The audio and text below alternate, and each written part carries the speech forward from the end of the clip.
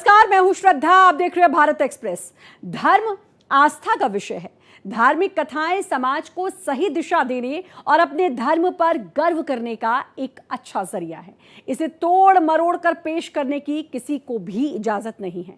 आस्थाओं के प्रति लोगों का अटूट भरोसा बना रहे और कथाओं के जरिए सामाजिक लेवल पर लोगों को उस पर अमल करने के लिए प्रेरित करने की जिम्मेदारी कथावाचकों की होती है। धार्मिक कथावाचकों के लाखों फॉलोअर्स होते हैं और इसीलिए उनकी टिप्पणी का दूर दराज तक असर होता है। लेकिन बाबा का चोला पहने और कथावाचक के तौर पर मशहूर अनिरुद्धाचार्य लोगों की भावनाओं को चोट पहुंचाने से बाज नहीं आ रहे हैं। एक के बाद एक करके वो अलग अलग मुद्दों पर ऐसी टिप्पणी करते हैं जो लोगों के गुस्से को भड़का रहा है। बाबा अनिरुद्धाचार्य के विवादित बोल पर पेश है हमारी यह खास पेशकश, बाबा या बड़बोला। कसमें वादे प्यार वफा सब बातें हैं, बातों का क्या। आएंगे बिहारी चले आएंगे बिहारी, राधे राधे जप चले आएंगे बिहारी। अनिरुद्धाचार्य की बाबागिरी।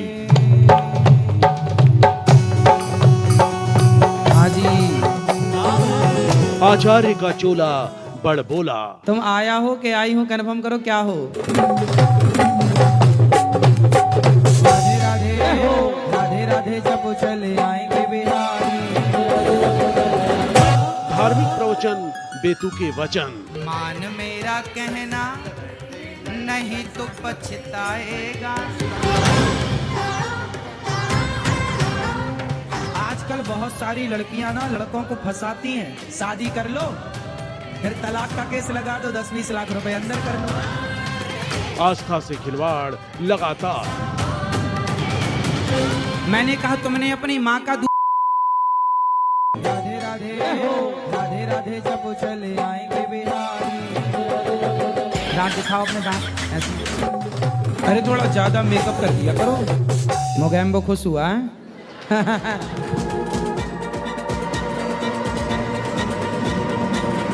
गौरी गोपाल आश्रम के संस्थापक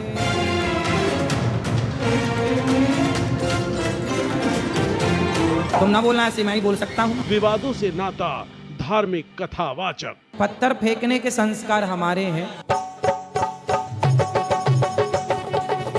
शाम शाम जय शाम। आजकल 25 साल की लड़की जो लिव इन में रह करके 4 जगह मुंह मार करके और वो किसी के भी घर की बहू बन के जाएंगी, तो आप ही बताइए क्या वो रिश्ते को निभा पाएंगी? किसी के लिए ऐसा कुछ नहीं बोलना चाहिए, क्योंकि समाज आपको सुनता है, आपसे प्रेरणा लेता है। जरूरी नहीं है कि जो चीज अच्छी लगती है वो अच्छी हो। कई बार पड़ोसन अच्छी लगती है।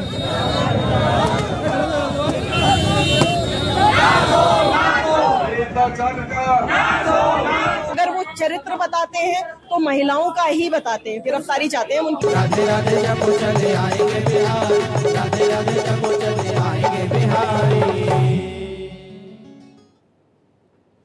धार्मिक कथा के नाम पर अनिरुद्धाचार्य ने एक बार फिर से नया बवाल मचा दिया है। एक कथा के दौरान धार्मिक मंच से उन्होंने लड़कियों की शादी की उम्र को लेकर बेहद ही शर्मनाक टिप्पणी कर डाली। लड़कियों के कैरेक्टर के साथ शादी के मामले को जोड़कर उन्होंने लोगों के गुस्से को और भड़का दिया है। इसको लेकर जगह जगह विरोध प्रदर्शन अब तेज हो गया है। बाबा के खिलाफ लोगों का आक्रोश चरम पर है और बाबा अनिरुद्धाचार्य ने एक बार फिर से माफी का खेल खेला है। इससे पहले भी वो विवादित टिप्पणी देकर माफी मांगते रहे हैं।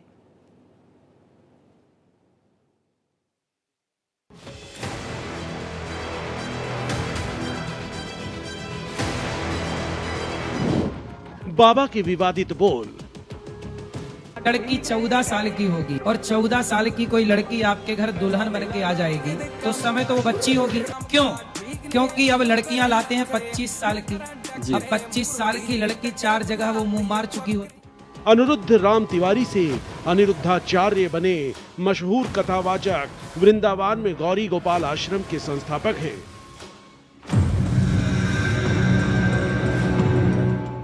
अनोखे अंदाज और वेशभूषा के लिए चर्चित बाबा अपनी कथाओं से ज्यादा विवादों की वजह से चर्चा में रहते हैं।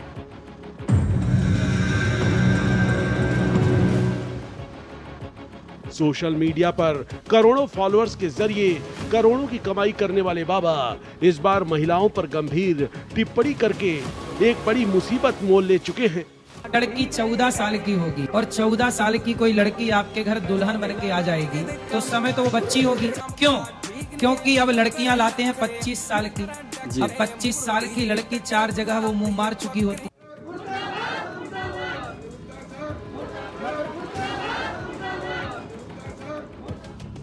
महिलाओं के लिए सोच अच्छी होनी चाहिए। क्या कोई कह रहा है, महिलाओं के लिए बहुत सोच समझ करके कहना चाहिए, क्योंकि उनके भी घर में माँ होती है, बेटियां होती हैं। तो महिलाओं के लिए हमेशा जो भी कोई बोले सोच समझ करके बोलना चाहिए। अगर आप दूसरे के लिए बोल रहे हो तो वो उंगली आप अपनी तरफ जाएगी।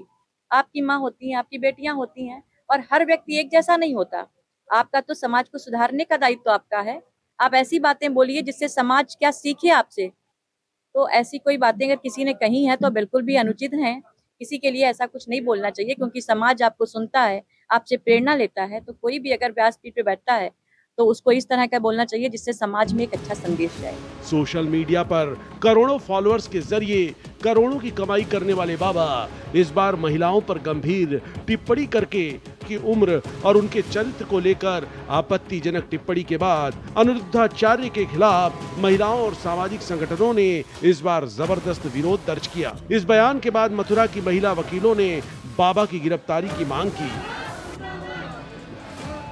उनकी 80% टिप्पणियां जो होती हैं बिल्कुल गलत होती हैं, जो सुनने लायक नहीं होती, और सिर्फ महिलाओं को ही टारगेट करते हैं। अगर वो चरित्र बताते हैं तो महिलाओं का ही बताते हैं, पुरुष का चरित्र नहीं कभी बताते हैं। क्या महिलाएं हर जगह गलत होती हैं?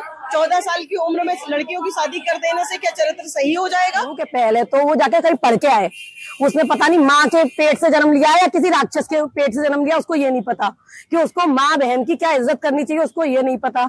उसको सरकार के खिलाफ वो बोल रहा है, संविधान के खिलाफ वो जा रहा है कि वो बोल रहा है कि 14 साल की लड़की की शादी करनी चाहिए। आजकल 14 साल की बच्ची हमारे यहाँ हम उसे पानी का गिलास नहीं उठवाते, तुम कहते हो शादी योग्य हो गई, कैसे हो गई? और 25 साल की लड़की के बारे में जो तुम सोच रखते हो, तो जो तुम्हारे यहाँ जो बुढ़िया आई है वो क्या करके आई है? उनको तुमने क्यों रख रखा है? इसीलिए रख रखा है कि उनके साथ ये सब करोगे, दुष्कर्म करने के लिए रखा हुआ है क्या? और वो जिस तरीके से उस गौरी गोपाल आश्रम के नाम पे जो भी खा रहा है ना, उसको उस खाने का कोई अधिकार नहीं है। तो पहली बात तो मैं मानती हूँ कि गौरी गोपाल आश्रम में किसी भी औरत को नहीं जाना चाहिए, किसी भी महिला को उस कुकर्मी के यहाँ नहीं जाना चाहिए, और उसको इस बात के बारे में सोचना चाहिए कि जो भी खा रहा है ना, मैं मानती हूँ शायद 50% कभी मेल्स नहीं होते किसी भी भागवत में, हमेशा महिलाओं की संख्या ज्यादा होती है। और जब उन्हीं महिलाओं की वजह से तुम आज इतना तुम्हारा नाम हो रहा है, तो तुम्हें उन महिलाओं की इज्जत करना सीखना चाहिए। अनिरुद्धाचार्य का महिलाओं को लेकर शर्मनाक बयान सोशल मीडिया पर भी लोगों को तीखी प्रतिक्रिया देने पर मजबूर कर रहा है। अपने बयानों पर बढ़ रहे विरोध और कानूनी मांग के दबाव के बीच अनिरुद्धाचार्य ने सार्वजनिक तौर पर माफी मांगकर इस विवाद को ठंडा करने की कोशिश की है। लड़की हो या लड़का, दोनों को पहले तो चरित्रवान होना चाहिए। और ये बात कुछ लड़कियों के लिए है, कुछ लोगों के लिए है। उसमें से कुछ शब्द आप हटा देंगे तो बात खराब लगेगी, बुरी लगेगी। लेकिन कोई बात बुरी लगी हो, यदि आधी बात सुन के भी आपका दिल दुखा हो, उसके लिए मैं क्षमा प्रार्थी हूँ। कभी मेरी बात को आप हृदय में मत रखिएगा, क्योंकि बहुत सारी बातें आज के युग में AI के द्वारा कुछ का कुछ जोड़ करके परोस दिया जाता है।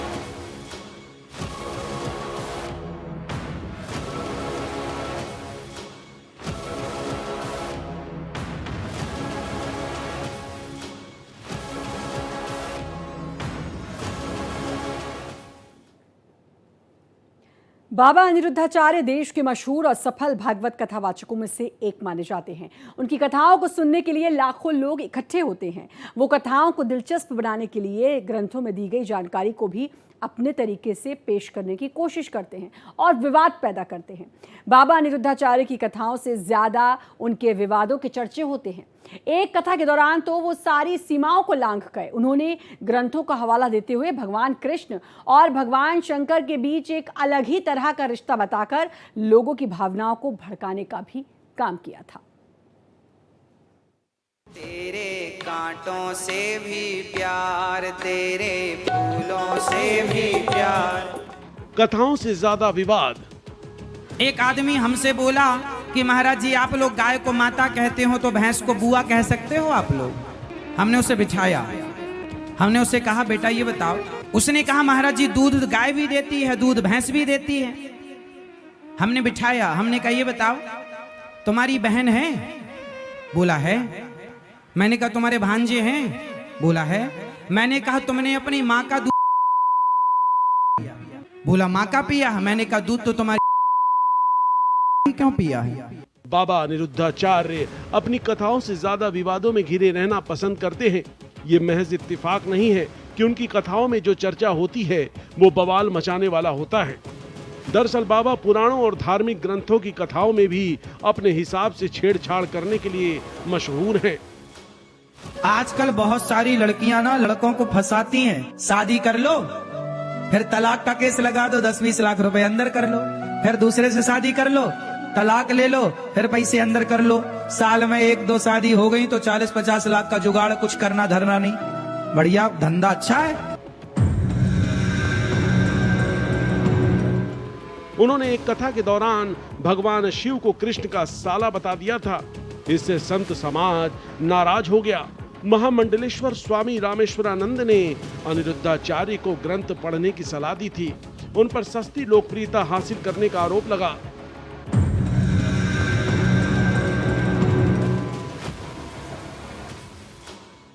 निरंजनी अखाड़े के तमाम संतों ने एसएसपी ऑफिस पहुंचकर प्रदर्शन किया। इसके अलावा उन्होंने एसएसपी को ज्ञापन भी सौंपा।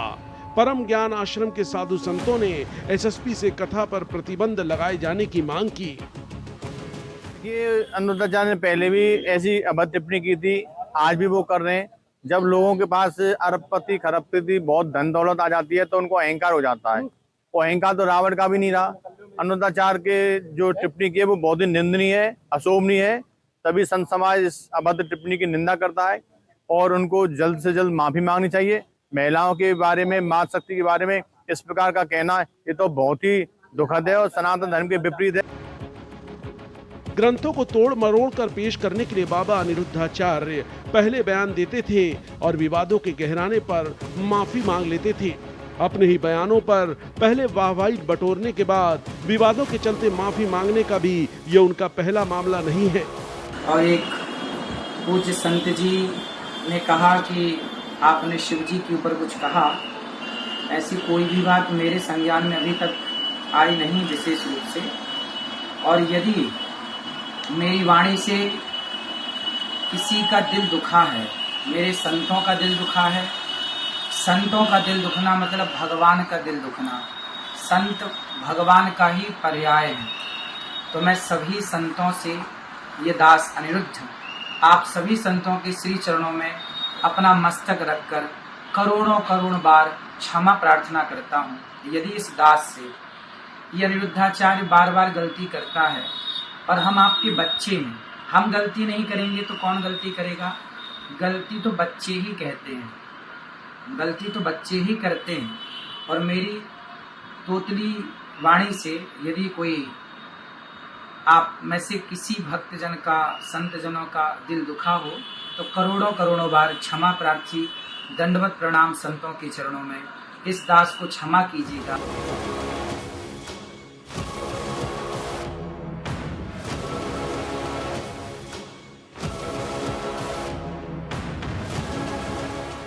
क्या बाबा अनिरुद्धाचार्य अपनी कथाओं में जानबूझकर विवादित टिप्पणी करते हैं? क्या उन्हें शास्त्रों को अपने तरीके से पेश करने की छूट है? क्या हर बार उनकी जुबान फिसल जाती है? धार्मिक ग्रंथ की कथाओं के साथ जिस तरह से वो खिलवाड़ कर रहे हैं उससे इसकी पुष्टि होती है। एक कथा के दौरान उन्होंने खूबसूरत महिलाओं को लेकर मां सीता और द्रौपदी के चीरहरण का हवाला देकर सुंदरता को सीधे सीधे कर्स बता दिया था। आपत्तिजनक टिप्पणी। बाबा की कथाओं पर विवाद का मामला यहीं पर खत्म नहीं होता। एक कथा के दौरान अनिरुद्धाचार्य ने ग्रंथों का हवाला देते हुए कहा था कि महिलाओं का सुंदर होना एक दोष है। उन्होंने माता सीता और द्रौपदी की सुंदरता को उनका दोष बताते हुए कहा था कि सीता हरण और महाभारत में द्रौपदी का चीर हरण उनकी सुंदरता के कारण हुआ। आपको पता है स्त्री का ज्यादा सुंदर होना गुण नहीं है, स्त्री का जरूरत से ज्यादा सुंदर होना दोष है। हाँ या ना?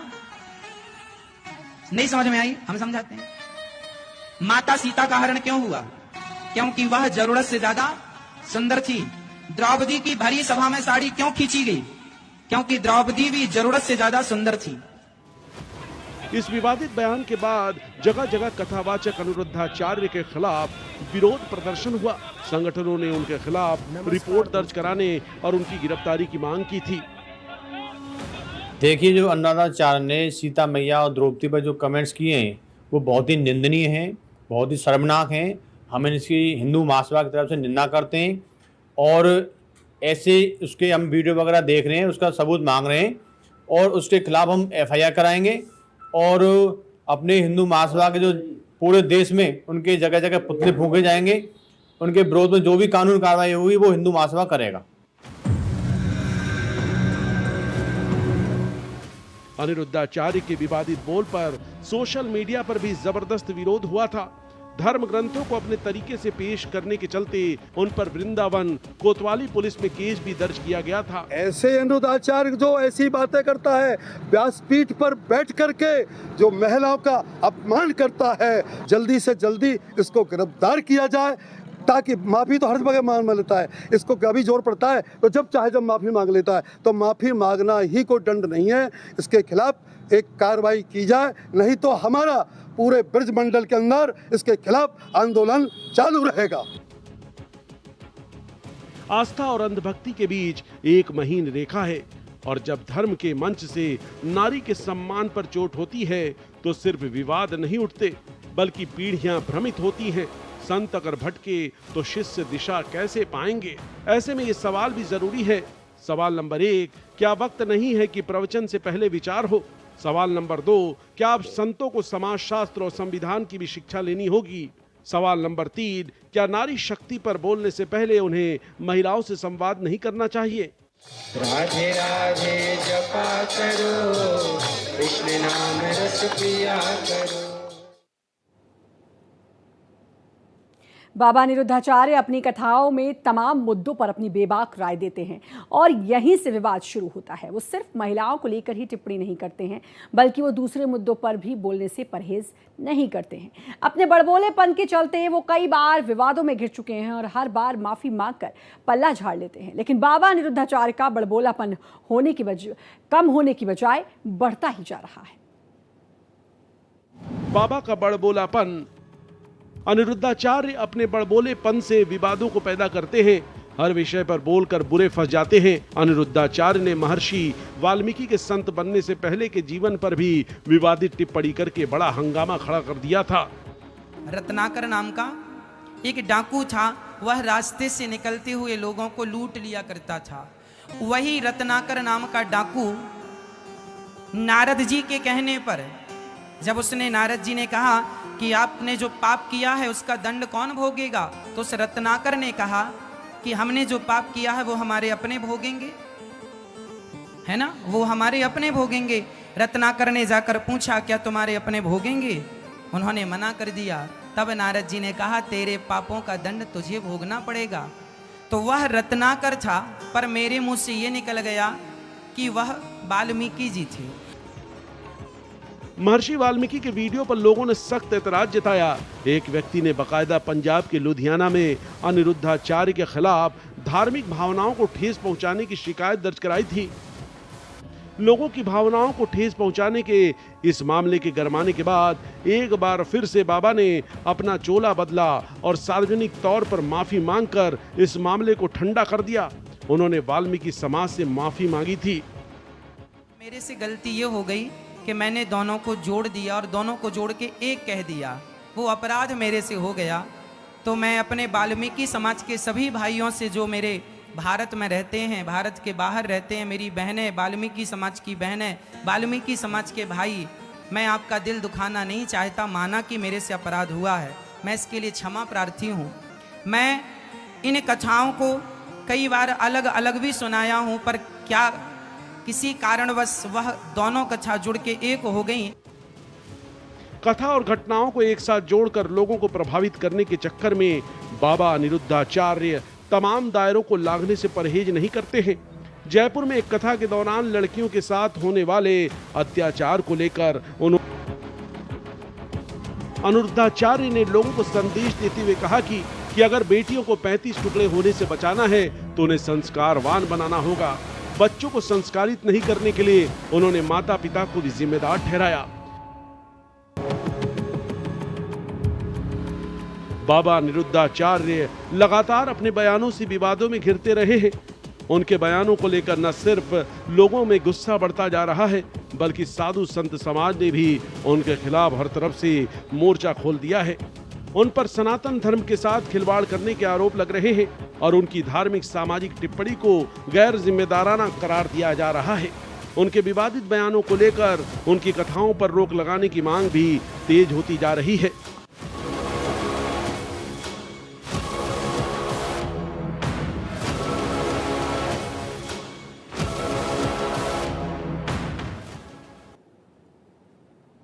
धर्म का मंच धार्मिक कथाएं लोगों की आस्था से जुड़े सम्मान, उसकी अहमियत और उसके प्रचार के लिए है। कथावाचकों से ये उम्मीद की जाती है कि वो इसका इस्तेमाल लोगों के भरोसे को और मजबूत बनाने में करें, विवादों के जरिए अपने फॉलोअर्स को बढ़ाने या फिर उसे फेमस होने का जरिया नहीं बनाया जाना चाहिए। कथावाचकों की जिम्मेदारी इस लिहाज से बढ़ जाती है। सस्ती लोकप्रियता हासिल करने के चक्कर में गैर जिम्मेदारी वाली टिप्पणी समाज में जहर घोलने का काम करती है। उससे धार्मिक और सामाजिक आस्था को चोट पहुंचती है। विरोध पर माफी मांग लेने से मामला खत्म नहीं हो जाता। बाबा या बड़बोला के हमारे इस खास पेशकश में फिलहाल इतना ही, लेकिन बाकी देश दुनिया की तमाम खबरों के लिए बने रहिए भारत एक्सप्रेस के साथ।